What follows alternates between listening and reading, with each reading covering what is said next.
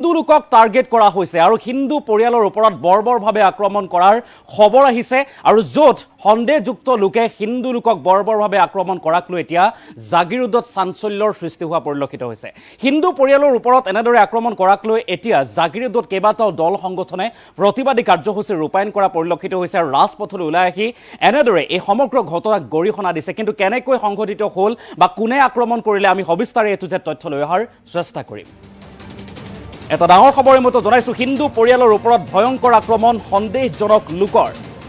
সন্দেহজনক লোকৰ বিৰুদ্ধে অভিযোগ উত্থাপন হৈছে যে সন্দেহজনক লোকে হিন্দু পৰিয়ালক আক্ৰমণ কৰাত উত্তাল হৈ পৰিছে এতিয়া মৰিগাঁৱৰ ঝাৰগাঁও আৰু হিন্দুৰ ওপৰত বৰ্বৰ আক্ৰমণক লৈ ওলাই আহিল এতিয়া দল সংগঠন কেইবাটাও দল সংগঠন ৰাজপথলৈ ওলাই আহিছে প্ৰতিবাদী কাৰ্যসূচী ৰূপায়ণ কৰিছে। দল সংগঠনৰ লগতে শ শ লোকে সাব্যস্ত কৰিছে উত্তাল প্ৰতিবাদ।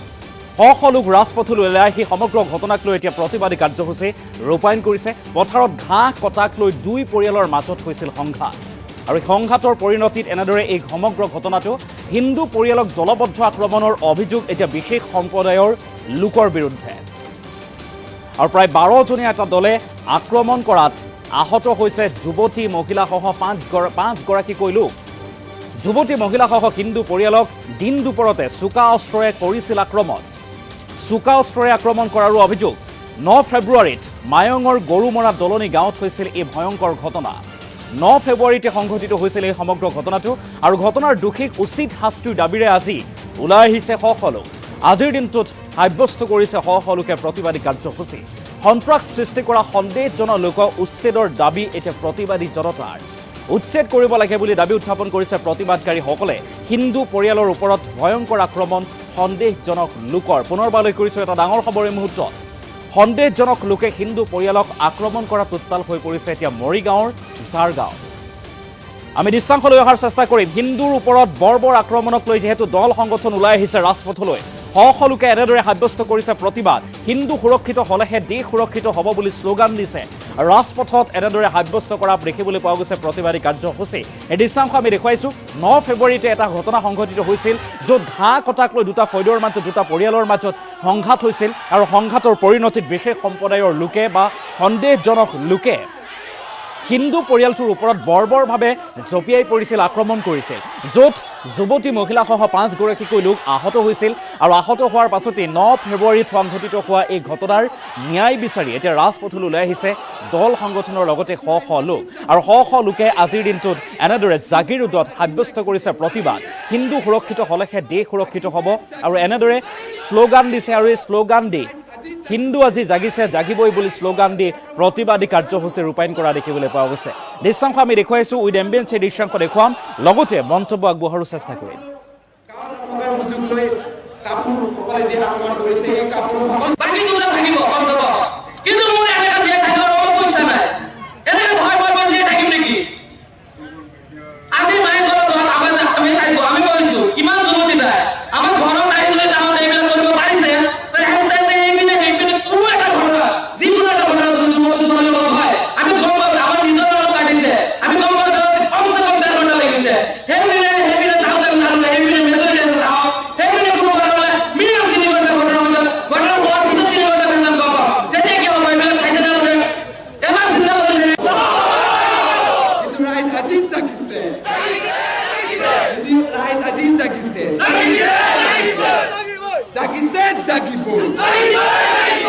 কিন্তু ৰাইজ আজি জাগিছে, এই আক্ৰমণ সহ্য কৰা নহব, এই আক্ৰমণ সহ্য কৰা নহব।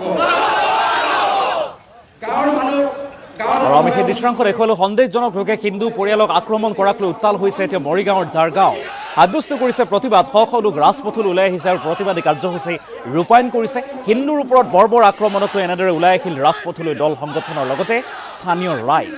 9 ফেব্ৰুৱাৰীতে এক ঘটনা সংঘটিত হৈছিল। ঘাঁহ কটাক লৈ দুটা ফৈদৰ মাজত বা দুটা পৰিয়ালৰ মাজত সংঘাত হৈছিল আৰু এই সংঘাতৰ কৰুণ পৰিণতিত একাংশ লোকে সন্দেহজনক লোকে বিশেষ সম্প্ৰদায়ৰ লোকে দা কুঠাৰ লৈ নানা অস্ত্ৰ লৈ আক্ৰমণ কৰিছিল হিন্দু পৰিয়ালটোক, য'ত আক্ৰমণ কৰোঁতে হিন্দু পৰিয়ালটোৰ যুৱতী মহিলাসহ 5গৰাকীকৈ লোক আহত হৈছিল।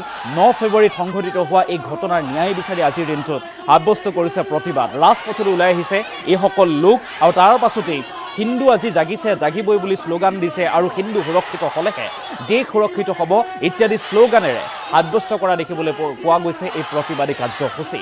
এই ঘটনা সংঘটিত হৈছে জাগিৰোডৰ মৰিগাঁৱৰ ঝাৰগাঁৱত আৰু তাৰ পাছতেই সমগ্ৰ ঘটনাক লৈ এতিয়া চাঞ্চল্যৰ সৃষ্টি হৈছে। কিন্তু তাৎপৰ্যপূৰ্ণ বিষয়টো হৈছে জাগিৰোডৰ বিধায়ক পীযুষ হাজৰিকাৰ দৃষ্টিগোচৰ হ'বনে এই সমগ্ৰ ঘটনা, সেয়াও এতিয়া ৰহস্যৰ বা প্ৰশ্ন উত্থাপন হোৱা পৰিলক্ষিত হৈছে। পুনৰবাৰ আমি মন্তব্য আগবঢ়োৱাৰ চেষ্টা কৰিম। আমাৰ নিজা মাটিত নিজা পুখুৰী পাৰত ঘাঁহ কাটি আছে। আমি মানা কৰাৰ পিছত লগে লগে এটেক হৈছে, আমাৰ ওপৰত এটেক কৰি দিছে। দা কাঁচি লৈ এটেক কৰিছে, দা নহয় তেতিয়া দা নাই, কাঁচি দি এটেক কৰিছে। এটেক কৰাৰ পিছত আমি ইয়াত আহি গ'লো, তাত অলপ ঠেলা হেঁচা হৈছে। হোৱাৰ পিছত আমি ইয়াত আহি গ'লো, অহাৰ পিছত কেনেকে যে 10-12জন মান যে ক'ৰ পৰা আহি ওলাল দা লাঠি লৈ, এই ঈশ্বৰহে জানিব। অহাৰ পাছত লগে লগে আমাক এটেক কৰিলে আহি পেলাই কোব মাৰি দিলে ডাইৰেক্ট ইয়াত। আমাক মাৰিছে, আমাৰ এই ভতিজা ল'ৰাটোক মাৰিছে, তাৰ ল'ৰা ছোৱালী কেইটাক মাৰিছে। মানে দা লৈ কাঁচি লৈ যাক পাইছে তাকে মাৰিছে। মাৰাৰ পিছত এতিয়াতো আমাক যান বচাব লাগিব। যেতিয়া এটেক কৰি দিছে তেতিয়া আমি মানে ইফালে মই আহি আছো দৌৰি পেলাই, আমাৰ ছোৱালীও আছে লগত, মাইকীজনে আছে। আমি তিনিও আহি পেলাই আহি উঠি পেলাই দৰজা লগাই একদম ইয়াত আহি গ'ল, চোতালত আহি গ'ল আমাৰ। আহি পেলাই দৰজাত লাঠি মাৰি আছে, কোব মাৰি আছে, হেন তেন বহুত কিবা কিবি কৰি আছে। তাৰপিছত সিহঁতে কি কৰিলে, পটককে নাইকিয়া হৈ গ'ল মানুহকেইটা। এতিয়া আমি মাননীয় মুখ্যমন্ত্ৰীৰ ওচৰত আমাৰ এইটোৱে প্ৰাৰ্থনা কৰো, প্ৰাৰ্থনা কৰো আমাৰ উপযুক্ত বিচাৰ লাগে। উপযুক্ত বিচাৰটো আমাক কোৱাইটো হ'ল। মানুহবিলাক চব মুছলমান মানুহ, এইখন গাঁৱত এক সময়ত গোটেইখিনি হিন্দু মানুহ আছিলে। আজিৰ পৰা 20 বছৰ আগলৈকে চব হিন্দু মানুহ আছিল। একে এনেকুৱা আতংকৰ সৃষ্টি কৰি সিহঁতে প্ৰিপ্লেন কৰি বস্তুটো কৰিছে। এতিয়া লাহে লাহে মানুহ কমি গৈ আছে। আপোনালোকে পিছত কেনেকে ৰক্ষা কৰিলে?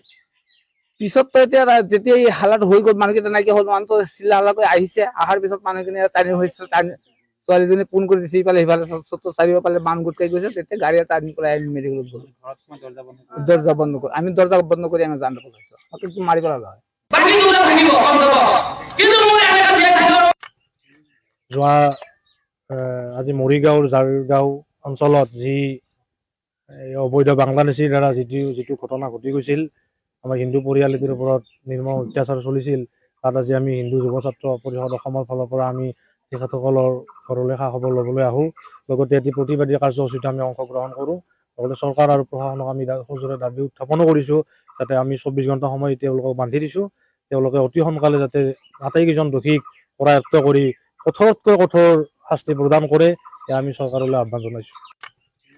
যোৱা আজি মৰিগাঁৱৰ ঝাৰগাঁও অঞ্চলত যি অবৈধ বাংলাদেশীৰ দ্বাৰা